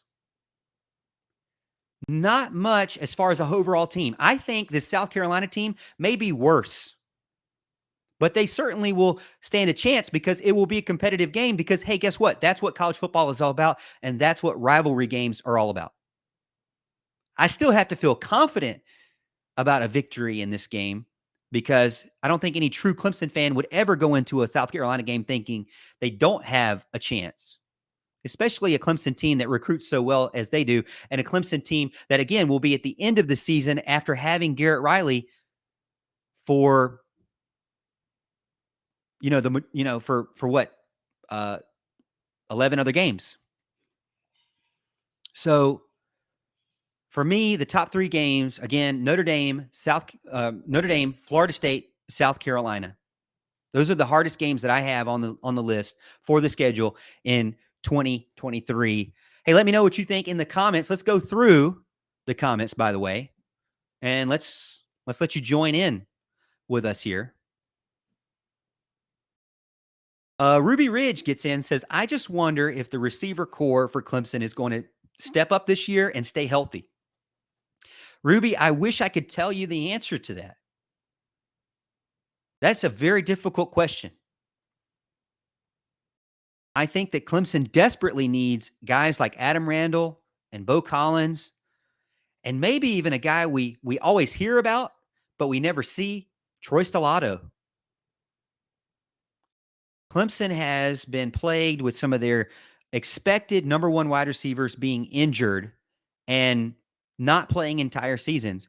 Is this the year where that cycle finally gets broken?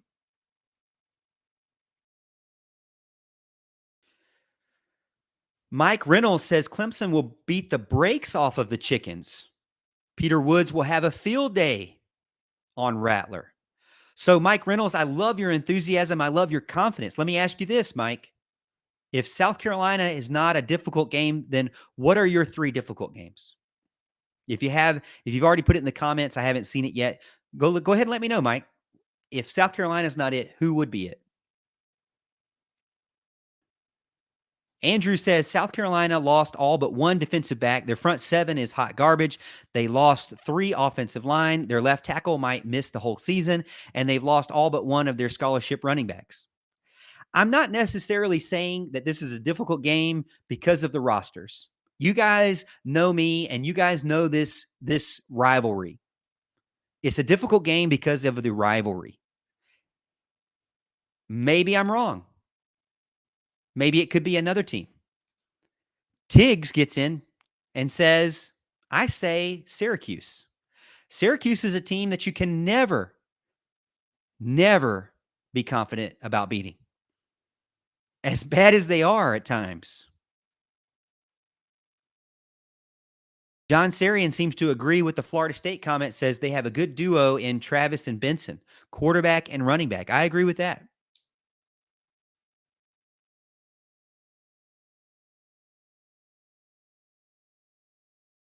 Clemson Carson says, hey, I hate to say it, but the one area that South Carolina is consistently better than us in is special teams. You know, what happened to the days where I felt like Clemson special teams were a threat to score? The CJ Spiller, the Jacoby Ford era is long gone. It seems like maybe it's just the nature of college football, but you don't see Devin Hester anymore. You don't see CJ Spiller and Jacoby Ford anymore. Maybe it's just college football.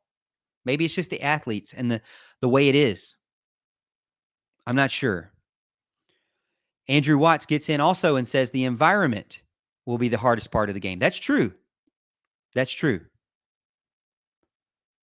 Tiggs gets in even further and he says that he would put Duke and Syracuse above Notre Dame. Are you saying that those two teams will be more difficult of a game than Notre Dame? After what happened last year, I don't think I agree with that. The Notre Dame game to me has to be the most difficult game on the season. That's just my thoughts there. Hey, I appreciate you getting in and being a part of the show. Again, we still have more topics to go through, actually 2 more topics to go through, and then we'll call it a wrap for the night. How about that? And these topics will actually be recruiting related.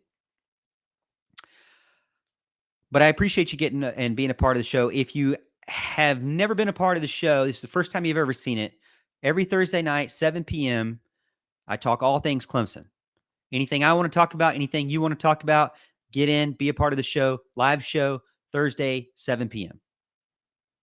I also, over on YouTube, put out videos, clips. I try to put out one every weekday if I can. I'm going to try to do that. I'm not as super consistent with that, but I try to do new videos, at least one every week. So the next topic is going to be Clemson's recruiting prospects. And specifically talking about our recruiting hopefuls for the remainder of the 2024 recruiting class. Now, Clemson's still on a great tear right now. And the recruiting world is really, really exciting if you're a Tiger fan. There are a few players that I think that I would be interested in Clemson landing before the cycle is over with. All right. So Clemson's recruiting prospects, building for success. The question being, what recruits do you want to see Clemson land before the cycle is over with? I'm just going to give you 3. Okay. You can give me as many as you want, but I'm just going to give you my 3 that I feel like I'd love to see Clemson land. I don't know if they will be able to land them. I don't know. I don't have any insider information. You pay other people for that. For me, this is just an opinion. But let's dive in. So, players who could make a significant impact on the roster if they were to commit to Clemson. Now, again, these are still very fluid situations. Competition in recruiting is very difficult, as you know. This is just my take. For me, and I wish I would have gotten Alan's answers on these, but first up on the list for me is Fletcher Westphal. He's a guy who's going to be committing here soon in July. He's an offensive tackle, a towering offensive tackle, 6'8.5", 335 pounds, according to 24/7 Sports Composite. He's a top 300 guy. He's got the attention of Arkansas, Florida, Georgia. Clemson's going to face some stiff competition to try to be able to beat out those teams. I think Clemson could do it. It seems like he's very interested in Clemson. There is definitely hope that Westphal could lean towards the Tigers based on the visits that he's taken. But you have to keep an eye on this. The reason why I think it's most important for an offensive tackle like this young man to come and commit to Clemson, for a Clemson perspective, is that Clemson has 14 offers right now for offensive tackles, and they have no commitments. Not offensive tackles, for offensive line in general. They have 11 offensive tackles offered and 3 interior offensive linemen offered, and they have no commitments. So they need, from what I heard from Mickey this morning, they need 3. They're looking for 3 offensive linemen. So for me, it is crucial. Now, it might not be the most glamorous position, but Westphal would be a guy that is in a position of need when you actually need to walk away with 3 offensive linemen that are willing to be a part of this team. So let me know if you think that's a good pick or not. But I got to say, Fletcher Westphal. Moving on to another player on my list that has got my interest is a guy who, I know what you're going to tell me. He's not going to come to Clemson. Well, this is what I want to have happen, okay? I know you're going to tell me this, but I'd like to see Casey Poe. I'm looking at of the guys that are already out there. Now, Steve Wiltfong's already put out he's been Wiltfonged. He's already put out a crystal ball to Alabama. I get it. Go ahead and tell me. And go ahead and blast me in the comments. I get it. However, in my opinion, there's always a chance Dabo Swinney could swoop in and do his Dabo Swinney magic. He's visited Alabama, Auburn, Clemson, Georgia, and Oklahoma. Those are some difficult teams to try to beat when it comes to recruiting offensive linemen. But again, landing Poe would be a significant boost to the depth in 2024 and the development of the next level of guys for that offensive line under Thomas Austin. he has to be able to reinforce and continue to build the guys he wants at that position. And again, right now, they don't have a commit for 2024. It may be okay. Now, when they didn't get a commit at quarterback, you get it. I mean, they just lost their quarterback coach. They replaced him with Garrett Riley. Garrett Riley's way more exciting and a bigger name. I get it. But he still has to get in there and be involved in players and to build that relationship back up. So not getting any of the 4 quarterbacks offered, okay with me. But Thomas Austin should have some relationships at this point. And we see that he's had success to this point. I just wonder where that success is right now. I'm waiting on it. I think it will come. We'll just have to be patient. There's nothing to me that says that Thomas Austin can't land some big time offensive linemen that are much needed to continue building the pipeline of offensive linemen that he needs. But it's one of those things where you have to admit that not having any is not a good thing, at least right now. They need to be able to reinforce the offensive line. They have a ton of offers out there. Maybe they'll have more. The ones that have committed, and we'll talk about this in my final topic, the ones that have committed to Clemson, or not committed to Clemson, rather,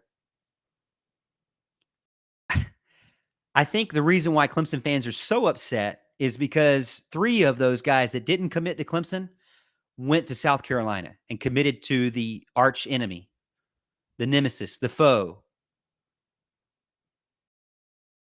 the antithesis of everything Clemson. South Carolina. They became a Gamecock, or they committed to become a Gamecock. So I think there's some saltiness there in the fan base, including from me, that says not only does Clemson not have any commitments at offensive line right now, but they lost 3, especially one from the upstate of South Carolina to the Gamecocks. Not a good taste in the mouth right now on offensive line recruiting from a fan standpoint. Again, what we've seen from Dabo Swinney, he always has a plan. So there is a plan out there. Maybe there's some silent commits we don't even know about. Who knows? And maybe it's all for nothing. But I do think it's something that is worth discussing.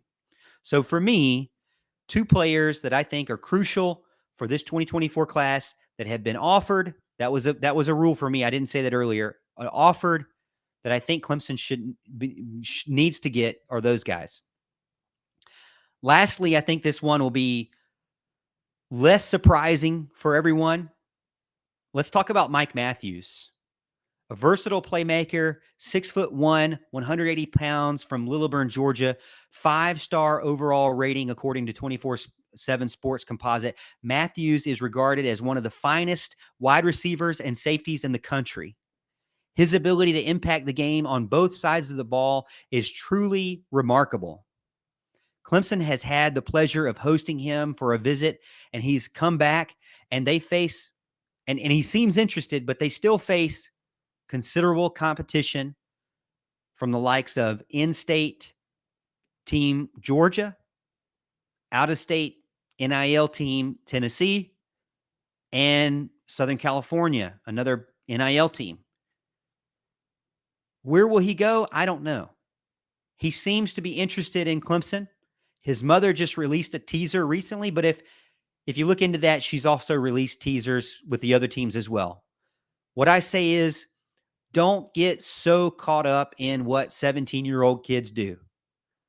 But if you want to get caught up in it, Mike Matthews is one of those guys that you wouldn't mind having in your 2024 recruiting class. Clemson still has a legitimate chance. Some people say they don't. Some people say they do. I think they do. Some people say it's a long shot. I think he's an electrifying talent that is a force on both sides of the ball. And if you're going to play him on defense in the secondary, you want somebody that can play and be a star on both sides of the ball. You have that in Khalil Barnes this year. You could get that in Mike Matthews again next year, and Clemson in a position where they need help at wide receiver. He could do that. They need help at safety, and he could do that as well. So keep an eye on these recruiting battles. Fletcher Westphal, Casey Poe, Mike Matthews could add tremendous value to Clemson's 2024 recruiting class. Will Clemson be able to secure their commitment? I don't know. I really don't. I'm not going to speculate on that. Again, if you're going to speculate, you can do it in the chat. We'll talk about it there. But we'll just have to stay tuned. All right, so let's move over to the chat.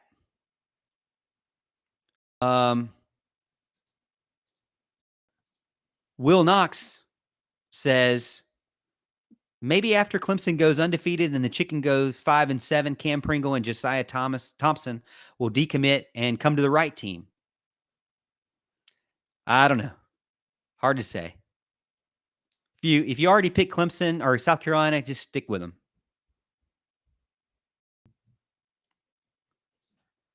John Sarian says, I like how the Tennessee Volunteers are still mad at Ricardo Jones on social media. The Vols fans, probably what you're talking about. Matt B over on YouTube says, seen some of Westfall's camp highlights. The guy is has a really good feet for a tackle. Hope we land him. Tiger Paw 1979 says, we do need Westfall.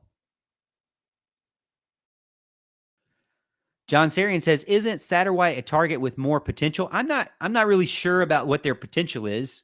I don't think anybody really is, to be honest with you. I think anybody who talks about somebody's potential is just straight up making it up.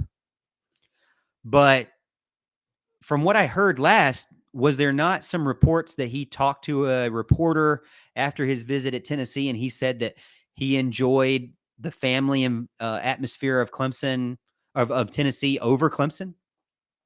So that's why I didn't put him on the list. Tig says he can't wait to see Darren Mayo on the field. Andrew Watts says Mike Matthews, Clemson lock.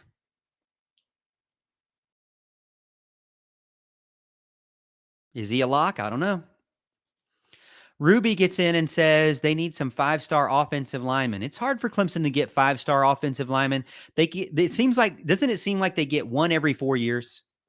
Doesn't it seem like Clemson gets one 5-star offensive lineman every 4 years? That's why earlier on in this show, we were talking about how crucial it is that Tristan Lee perform in 2023, because they have to be able to bring in those 5-star guys, and those 5-star guys, they have to be hitting on those guys. They don't get a ton of those 5-star offensive linemen, and they must hit on those 5-star offensive linemen when they do land them. So hearing that Tristan Lee may or may not be the starter, to me, doesn't sound very good. I want to see him be the starter. I mean, he is a redshirt sophomore, so I guess he still has time. But if you're the 5-star guy that's the incumbent left tackle, I need you to show out and step into that. As a fan, I want it to happen now, sooner rather than later, but that's just a fan, right? A good point. All right, I appreciate everybody getting into the next to the last topic of the night, and then the final topic of the night we will get ready to get into. But before I do, as I always do, the final little, just public service announcement, if you will, is please hit the like button. If you haven't already subscribed, I hope you've enjoyed the show so far. Every Thursday night, 7 p.m. During football season, it may be on the radio. I may not be able to stream everything live, but I will try. But 7 p.m. during football season, 7 p.m. right now, we talk all things Clemson. Anything I want to talk about, anything you want to talk about. So hit the like button to help with the algorithm. You know how the algorithm works. It's great that people watch. It's great that people continue to watch. I would encourage you to go watch another one of my videos out there to help out with the algorithm. But in the meantime, hit the like button, because for whatever reason, the like buttons help. And subscribe if you haven't already. All right, so the last topic of the night is going to be, and I really miss Big Al. on these. I really do. It's not as fun doing it by myself, but I'm not really by myself because I have, a handful or more of my best friends here with me in the chat. And again, if you want to make your chat experience even better, you can become a member of the channel for just 99 cents a month. You can be 110% and join the 110% club and get badges and emojis, exclusive badges, exclusive emojis. You could do it. And I'll give you shout outs during the show.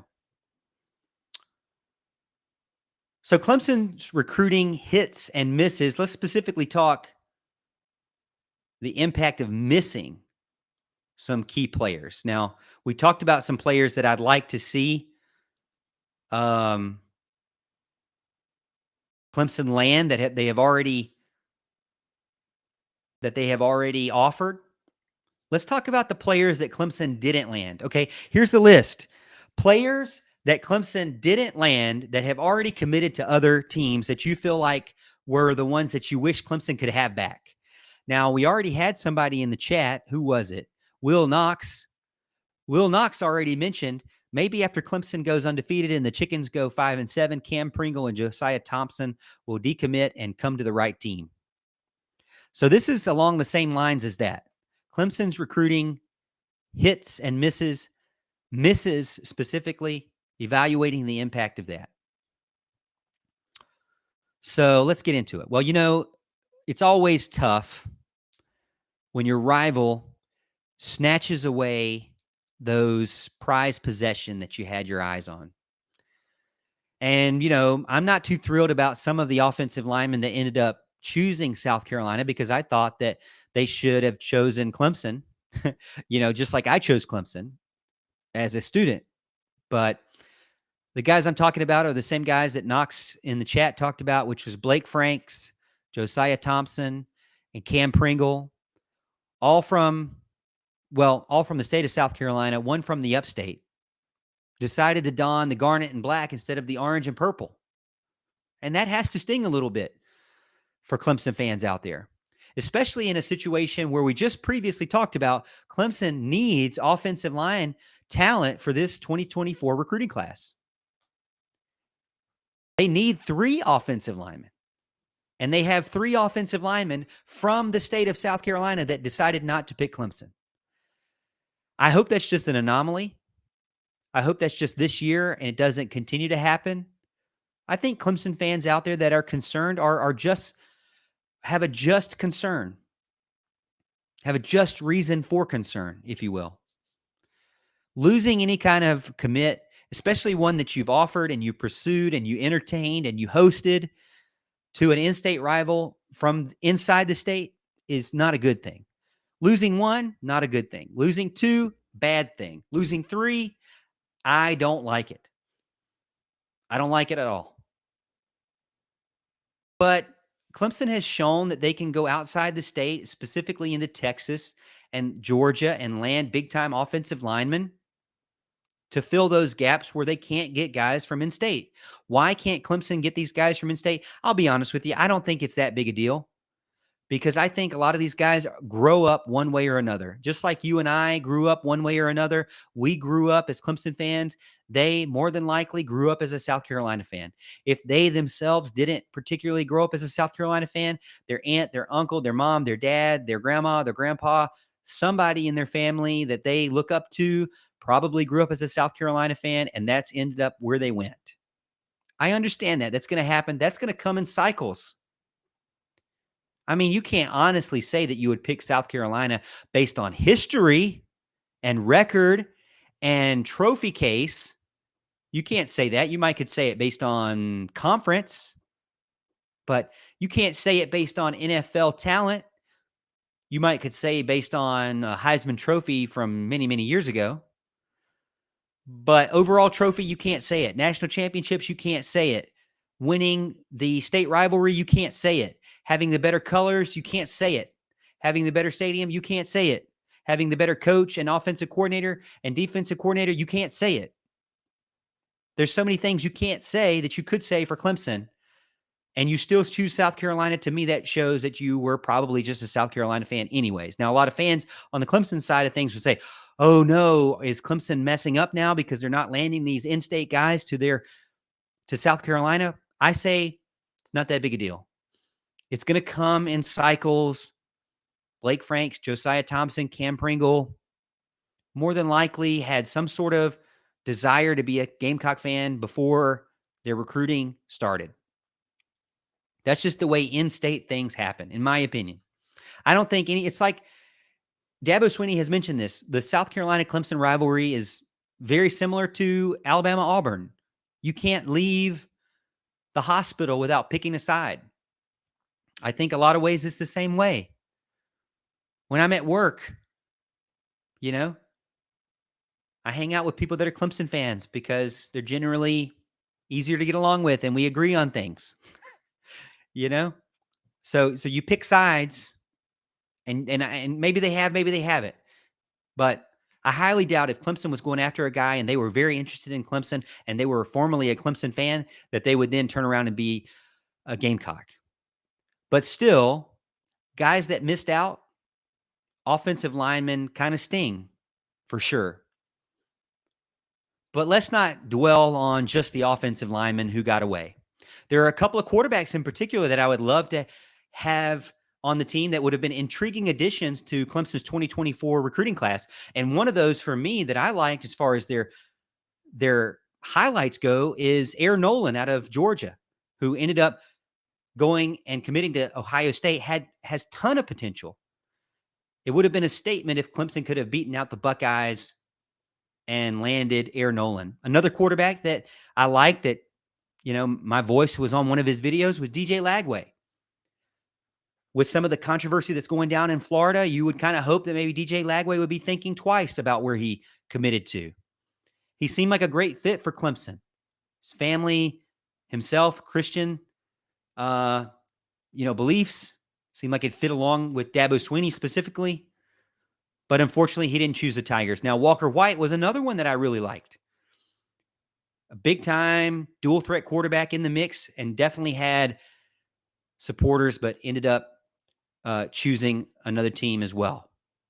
He ended up picking Auburn, which I know they're rebuilding. So he could be part of that rebuilding effort there.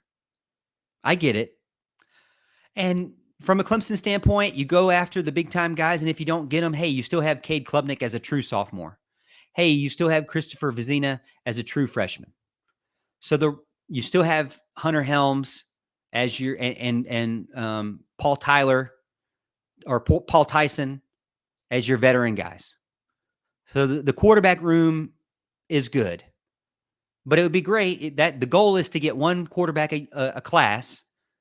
If that's the goal, they didn't get it in 2024, but they'll get it in 2025. It's not all doom and gloom for Clemson. I'm just wanted to say that these are teams or these are players that, I would like to have seen Clemson land or not commit to other teams.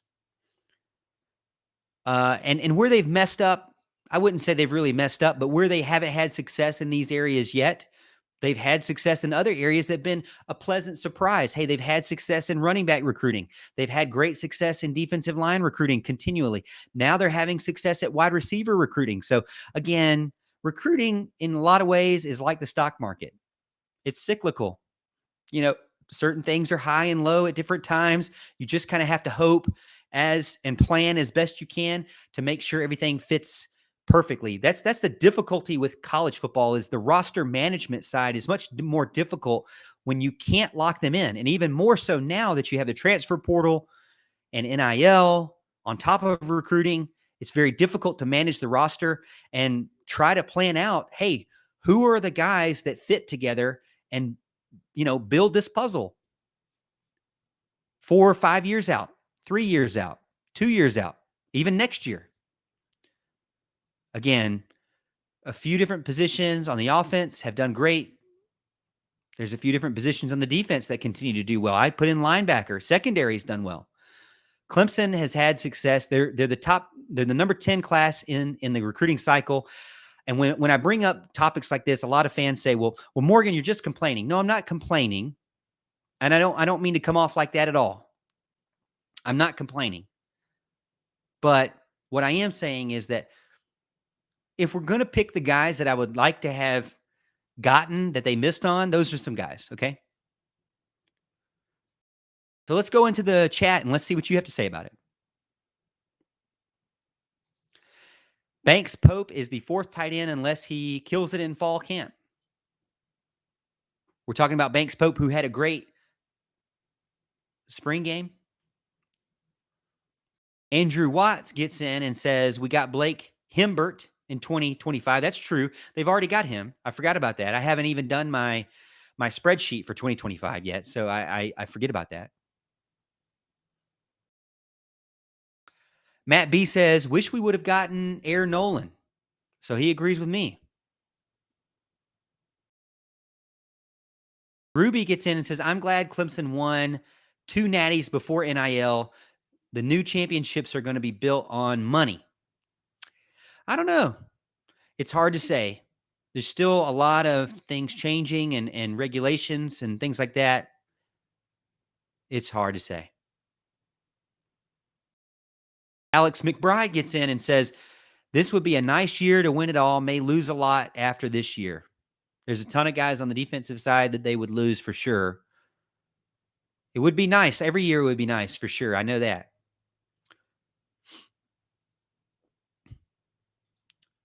Go Tigers says Dillon is a pipeline school for South Carolina. When was a kid from Dillon committed to Clemson? I think he's talking about those offensive linemen there, that their high school is Dillon.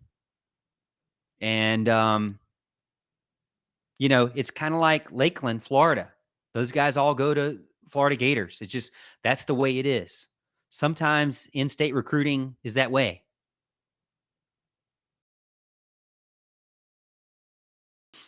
Ruby continues to talk about NIL. She says recruiting is all about NIL money now. Ruby, I like to go down that path. I'd like to go down that rant. But I really actually don't feel like that's true. As I've talked to the recruits and as I've heard from, I've read articles from quotes from the recruits. I've talked to the coaches. Clemson is a player in NIL. They just don't make it the first thing they talk about. It's one of the last things that they talk about in their official visit. But Clemson has an NIL, and they have an NIL presence, and they have NIL money. But I don't think every player out there is in it for the NIL. Not every player is getting NIL. Even on the best teams, not every player is getting getting paid, and they're not all getting paid equally. And some of those players that aren't getting paid equally, that are good players, I feel like roster management works itself out. Yes, you could buy a team for sure. But I do feel like that while it's playing more of a factor, it's not what it's all about, if you will. I don't disagree, but I don't think it's what it's all about.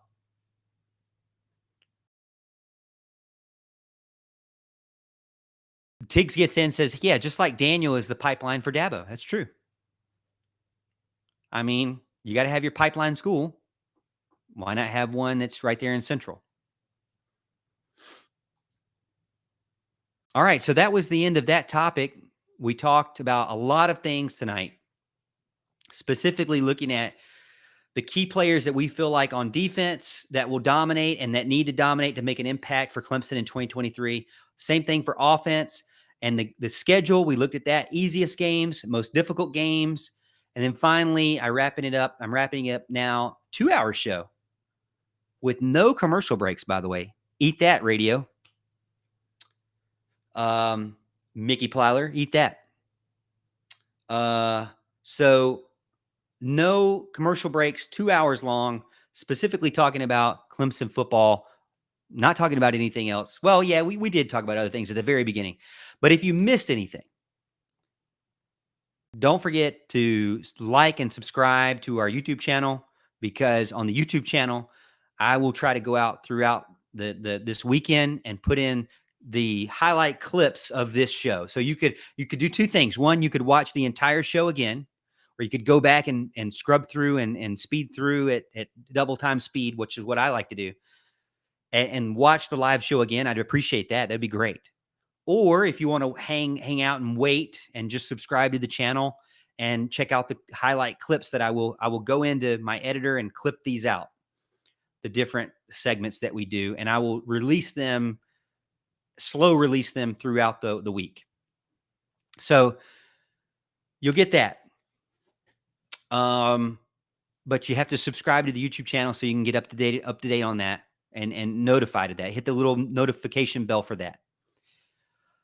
Some more housekeeping things. You see the ticker down there at the bottom that's been running. The 110% Club is 99 cents a month. It is my fans only club. Not only fans club, my fans only club. And it is a way for you to get exclusive badges, exclusive emojis, and you get a shout out at the end of and the beginning of the show, and throughout the show, you get a shout out. So if you join that for less than a cup of coffee, you get one of those. We already have Anderson Patrick, who is a subscriber, been a subscriber for 3 months now. So appreciate that, Anderson, and supporting us there. So I'm not doing any sponsorships or any ads like that, but if you want to be a part of that, and in the future, I may add more things into it. Another thing that you can do at the bottom is play our daily fantasy games on DraftKings. In the description, there's a link. Get in there. I'll go look right now if you haven't already. Drew, why did I look at my phone? It's a terrible mistake to look at my phone and immediately get embarrassed about things that come out of my mouth. All right, so when I go into my league here on my phone, we currently have 6 total members in the league. So get into DraftKings, download the DraftKings app, and go into the description on this video and other videos that I have out there and join the Morgan Thomas Show DraftKings League, because during the season, we will have fantasy college football games that we will run. A lot of them will be free just for fun. We're running Formula One games. We're running baseball games. You can add in contests if you want to add in contests. I think maybe not. Actually, maybe I think it's just me, but we'll add in contests. If you want some, you can tell me. We can add some in there. And then, like I said, during the football season, we'll do maybe some paid contests in there, maybe $1, $2, maybe win some money off of me or something. I don't know. But just fantasy football type stuff, not sports book, DraftKings fantasy. Again, we'll definitely have free stuff in there, so you don't have to actually pay for anything. And then finally, like I said, like and subscribe and hit the notification bell. Follow me over on Twitter at The Morgan T Show, and listen to me on the Mickey Plyler Show every Thursday morning, starting 6 a.m. and be a part of that.